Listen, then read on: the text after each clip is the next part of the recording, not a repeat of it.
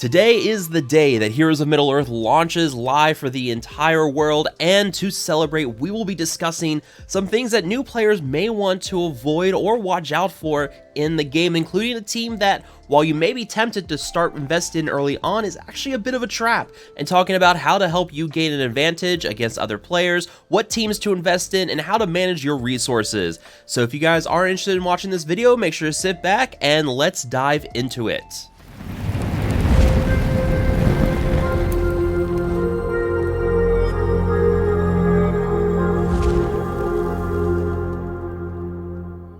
So with the launch of Heroes of Middle-earth, you're actually handed two characters out of the gate, and this is going to bring into our first point, in that avoid really focusing on the Hobbit team until you have a lot of resources much later in the game.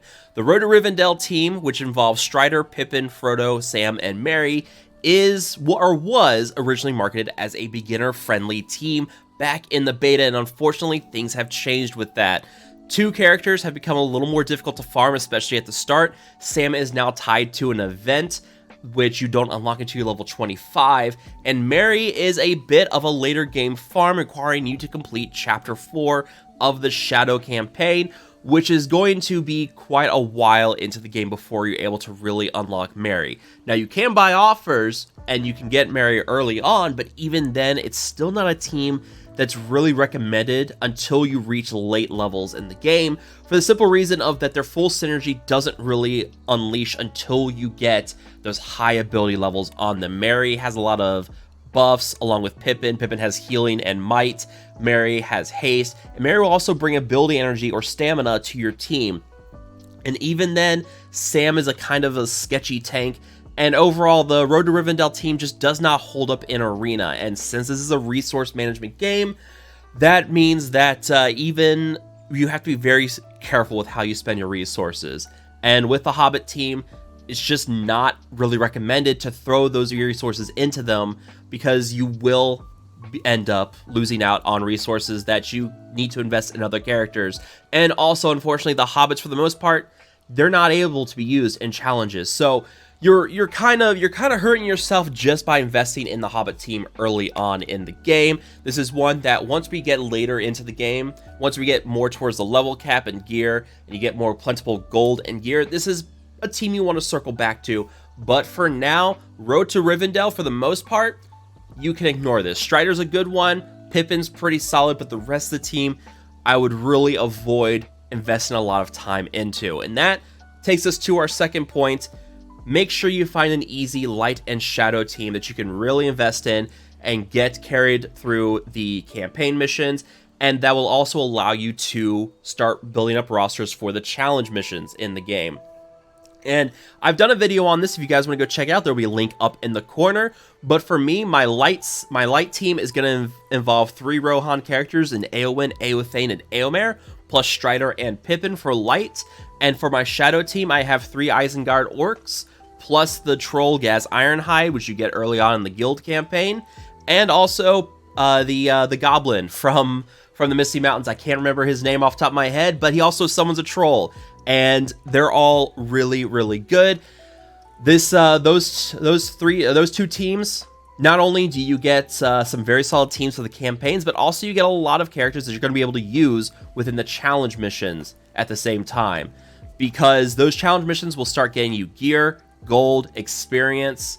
Those challenge missions are very important, and also those will allow you to farm up challenge tokens to unlock Halbarad, which is a top tier character, very good tank, very good healer, hits like a truck. Yeah, those are the two teams I really recommend building up here at the start. And our third point needs to be manage your resources properly.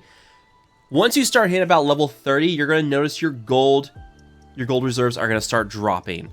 And eventually you're going to hit a point with the gear wall as well, where you're going to have to just start farming a lot of blue gear through your missions, and it's going to become a bit of a process. And they have said that they are aware that gold is a bit of an issue in the game, and that they will be remedying that in the future. We don't know how it's going to be fixed.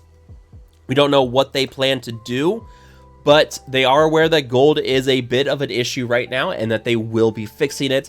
but still gear is a bit of an issue as well, and it's just going to get worse as you increase your levels. So this is one where you don't want to really get crazy with throwing gear and investing in characters that you're not really going to get a use out of. And that means focus on your campaign characters. They're your light side team, your dark side team. I don't know why just the light side and dark side. Your light and shadow teams. Those need to be your main focus. Those need to be your main priorities in terms of gear, leveling up, investing in abilities, upgrading abilities. So what I would recommend is that you build them up, and then as you work your way through the guild campaign, eventually you're going to get here to Chapter 3 and Chapter 3.1. Once you have Gaz and Pippin unlocked from the guild campaign, I recommend you start dumping all of your guild campaign into this, as these will get you a decent amount of the blue and yellow ability upgrade materials, but this will also get you started on farming the rare ability materials, because those will be very, very important. So it's all about resource management and making sure that your teams are built up. And this will take us into another important thing, which is make sure you build a solid arena team. And you can actually build a decent arena team with your 2 campaign squads. For me, for example, right now, I'm running the 3 Rohan characters plus Strider plus Gaz Ironhide.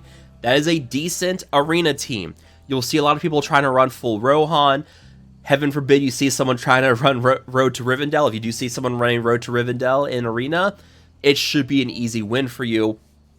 But eventually, you will get stronger arena teams out there. Rohan, at higher levels, seems to be very strong. Mordor, the Mordor Orcs, is a very good team as well.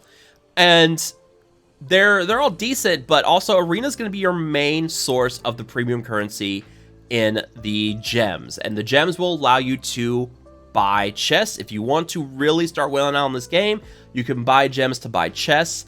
Don't recommend that, but what I do recommend spending your gems on will be your energy refreshes. You can buy a handful of energy refreshes, 120 campaign energy for 50 gems. Eventually it will go up to 100, and you can start buying guild campaign energy at 100 gems for 120. I do not recommend buying the guild ones unless you really want to be focusing on farming those characters quickly, but the campaign energy will be a nice return that will allow you to get a little more in terms of farming every day, farming more gear, farming more character shards. That is very important, and that is really the most efficient way. And if you're going free to play, you won't have a lot of gems at your disposal. Gems will be pretty good for buying those energy refreshes, and that will allow you to kind of get a little bit more in terms of gold, that gear, those character shards. That's all very important, especially for free to play, because you will be at a disadvantage within this game. This is a mobile game. There is spending. You're not always going to be able to keep up with the whales, and that is something that free to play, that is just a way the free to play has to deal with the game. Like, they will just not be able to always keep up with the whales.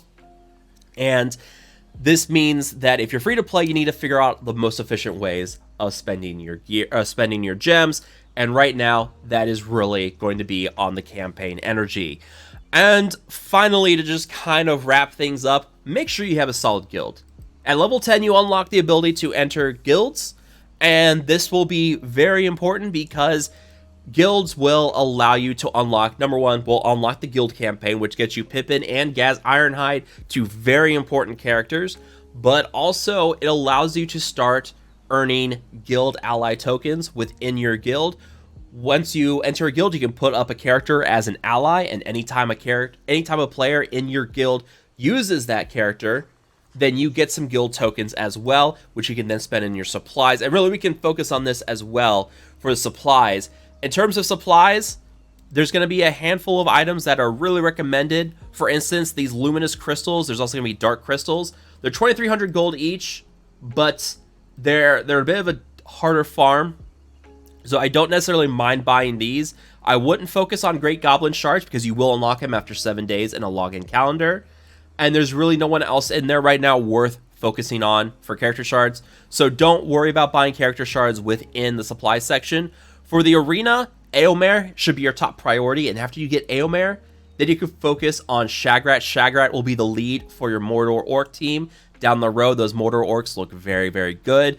But Eomer, easy purchase here within the arena store. For challenge tokens, he's not here right now, but Halbarad tokens are within the challenge store. You can also buy some blue gear if you need to. 150 challenge tokens will get you 2 health essence, which is important for your blue gear. Any of these essences, 150 tokens each. I don't necessarily mind buying those when they show up and if I'm low. And then within the guild store, you can buy more crystals. You can buy Miri here, which is part of the Ranger team. And if you do get Halbarad, if you do purchase Halbarad's offer, Miri is an easy choice here. But I went and bought her anyways, just so I could go ahead and get her unlocked for down the road. And now I'm focusing most of my guild supplies on things like the luminous crystals, on gear items. And if I get low on the ability materials, I'll spend a little guild tokens here. And honestly, you're going to get a solid income of guild tokens every day through the store, through spending your guild campaign energy. And as you level up, you'll get guild campaign energy anyways. So don't be afraid to spend the tokens there. So that's going to really cover it for this video. If you guys have questions, comments, concerns, thoughts, ideas, make sure to drop them down below. If you guys have enjoyed this video, found it helpful or informative, make sure to hit that like button, share this video, and subscribe to the channel for more Heroes of Middle-earth content. Thank you all so much for watching. I will see you guys next time.